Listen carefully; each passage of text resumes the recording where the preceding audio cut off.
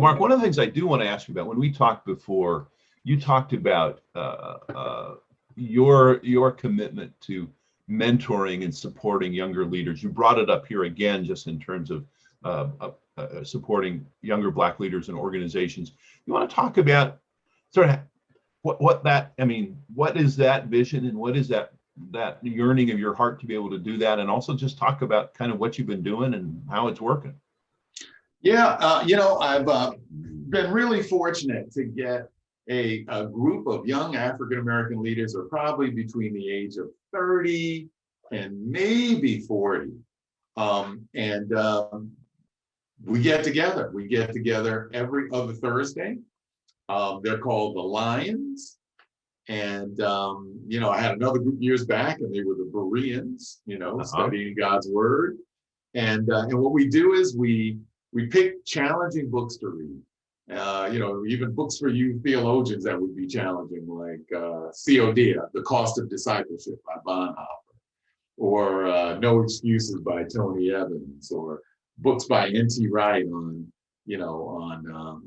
basic Christianity, or John Stott's, book on Christianity. We read books. I put together questions, and we get together on Thursday mornings, and we take the first half hour just to talk about our lives, our families, our concerns. We spend the next 45 or 50 minutes actually going through the text, and I've got questions, and we ask everyone to be prepared, because there's no reason to come to stuff if you're not prepared, because your contributions can't be multiplied that way. And then the last thing we do is we have prayer. And and the great thing about it is not that these are the most wonderfully, orchestrated sessions, but the great thing is it gives me relationships where I'm in people's lives. And, it could be 2 o'clock in the afternoon, and I've got someone from Medtronic calling me and saying, "Hey, Marc, I've got a presentation coming up. How would you think about it?" Or I've got another person just like yesterday who's, unfortunately telling me he's having significant marital stress, and asking for wisdom.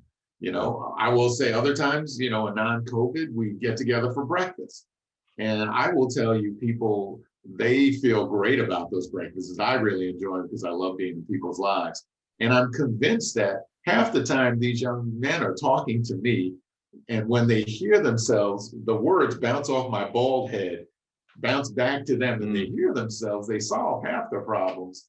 They don't solve them because I have the wisdom. They solve them because they hear themselves. Yeah. And, but it gives me that privilege of being in people's lives in a very different way. We center ourselves around God's word and prayer. We have Vegas rules. So whatever goes on in Vegas stays in Vegas. We're not out running around table bearing other people's business. And I have seen God work in powerful ways, through these kinds of things.